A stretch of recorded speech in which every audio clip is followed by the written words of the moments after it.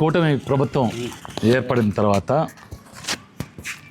రాష్ట్రంలో యూరియా కొరత గత కొన్ని నెలలుగా చాలా తీవ్రమైన పరిస్థితిలో ఉంది.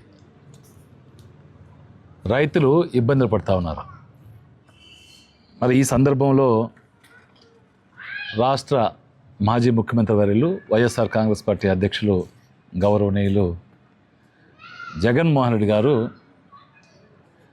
రైతుల పక్షాన నిలబడి రైతులకి ఏదైతే యూరియా కొరత ఉందో ఈ విషయాన్ని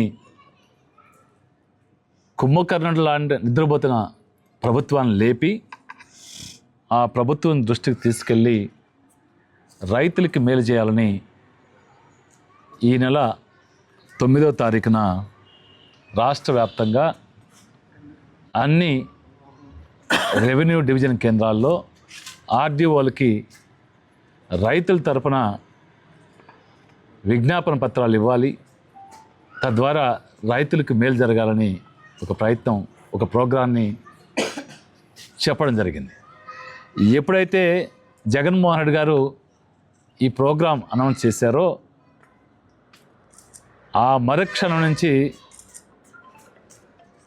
మరి చంద్రబాబు నాయుడు గారు కావచ్చు, ప్రభుత్వంలో ఉన్న వాళ్ళు కావచ్చు, అందరూ కూడా హడావుడి చేస్తూ యూరియా కొరత లేదని చెప్తూ ఎవరైనా నాయకులు గ్రీవెన్స్ లేకపోయి ఇస్తారేమో సోమవారం పూటని అనుమానం వచ్చిన అందరూ అరెస్ట్ చేసి కట్టడి చేసే కార్యక్రమం. మరి మేము చెప్పేది రైతులకి మేలు జరగాలని, రైతులకి యూరియా ఇప్పించమని.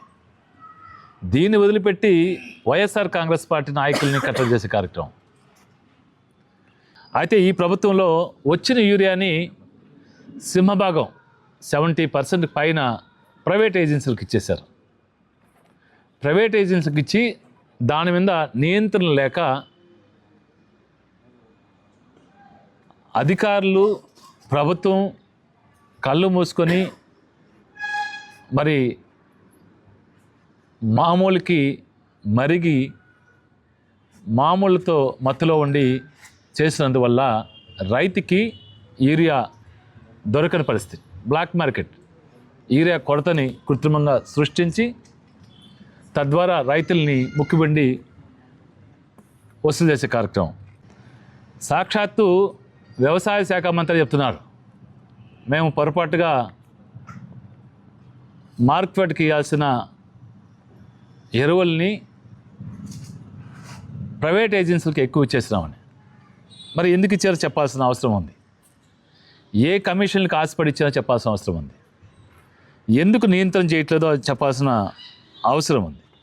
అది చెప్పట్లేదు. గతంలో జగన్మోహన్ రెడ్డి గారు రైతులకి మేలు చేయాలనే ఉద్దేశంతో గ్రామాన సచివాలయ వ్యవస్థ,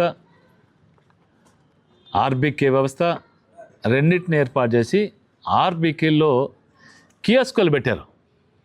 ఏ రైతైనా ఆర్బీకేకి వెళ్ళి తనకి ఎంత యూరియా కావాలి, ఎంత ఎరువులు కావాలి, ఏ మోతాదులో పురుగుల మందు కావాలని చెప్తే నేరుగా ఇంటికి తీసి ఇచ్చే కార్యక్రమం. ఈరోజు రైతు అనేవాడు ఇబ్బంది పడే పరిస్థితుల్లో ఉన్నారు. ఆ రోజు ఆర్బీకేలు పెట్టి జగన్మోహన్ రెడ్డి గారు అన్ని ఇంటికి అందిస్తే జనం ఆయన నెత్తి మీద కొట్టి చంద్రబాబు మోసం మాటలు నమ్మి ఓట్లేసి అధికారంలో తెచ్చారు. ఈరోజు పాపం అల్లాడుతున్నారు, అయ్యో పాపం జగన్మోహన్ రెడ్డి గారిని ఆ రోజు పంపించేసాం, మేము అనవసరంగా తప్పు చేసామని బాధపడి ఏం చేస్తారు ఇప్పుడు? పాపం వాడు భయపడి ఏడవలసిందే. ఏడ్చినా కూడా ఏం చేయలేని పరిస్థితి. ఇప్పుడు రైతులు నానా ఇబ్బంది పడుతున్నారు. ఆయన ఇష్టమన్నాడు కాబట్టి యూరియా నేను మీ పత్రికా ముఖంగా అడుగుతున్నా, యూరియా అవసరం ఉంది నాయన, వచ్చి ఇచ్చే పని అయితే తీసుకుందానికి మా పాస్ పుస్తకం కావాలా, మా ఆధార్ కార్డు కావాలా, మేము రైతు కాదని నిరూపించుకోవాలా, నువ్వేం నామ్స్ చెప్తే ఆ నామ్స్ ప్రకారం మేము మీకు సబ్మిట్ చేస్తాం. మా రైతులకి యూరియా, ఎరువులు, పురుగు మందులు, జీలగలు, విత్తనాలు ఇప్పించేదానికి మీకు దమ్ము ఉందా? మీకు ధైర్యం ఉందా? మీరు వచ్చి నిలబడి ఇప్పించగలరా? టీవీల్లో ఊరికి అబద్ధాలు చెప్పేసి ప్రభుత్వాన్ని ఏదో హైలైట్ చేస్తున్నాం, జగన్మోహన్ కావాలనే మా మీద బుర్ర చల్లుతున్నా అంటే జగన్మోహన్ గారు గిట్టుబాటు ధరల మీద ఆ రోజు పొగాకు రైతులకు ధర్నా చేశాడు. మామిడి రైతులకు చేశాడు, వరి ధాన్యాన్ని చేశాడు, గిట్టుబాటు ధరలు లేని ఉల్లి రైతులు. అదేవిధంగా ఏ రైతైనా మార్కెట్ లేకపోతే వాళ్ళు ఆదుకునేదానికి ఆయన పోయి అట్ట పుష్ చేస్తే మరుసటి రోజు ఈయన ఊరికే గాంభీరిస్తాడు. మంత్రుల్ని వాళ్ళందరినీ కౌంటర్లు ఇవ్వమన్నాడు, మా దగ్గర యూరియా ఉంది మేము ఇస్తామని. ఏ మంత్రి వచ్చి ఇచ్చినా మాకు స్వాగతిస్తాం. రైతులకు కావాల్సిందే యూరియా, ఇత్తనాలు, పురుగు మందులు, రైతు రుణమాఫీ 20,000 ఏమైందో ఆయన రైతులకి, పేద ప్రజలకి చెప్పాల్సిందిగా నేను విజ్ఞప్తి చేస్తున్నాను. తెలుగులో న్యూస్ కి ఫాస్టెస్ట్ యాప్ ఇప్పుడు టోటలీ న్యూ అవతార్లో జస్ట్ 5 seconds లో కంప్లీట్ న్యూస్. సోషల్ మీడియాలో ట్రెండ్స్ కి one stop solution. Live TV app voice search option తో ఇప్పుడే డౌన్లోడ్ చేయండి లేదా అప్డేట్ అయిపోండి. యాప్ లింక్ డిస్క్రిప్షన్ లో ఉంది.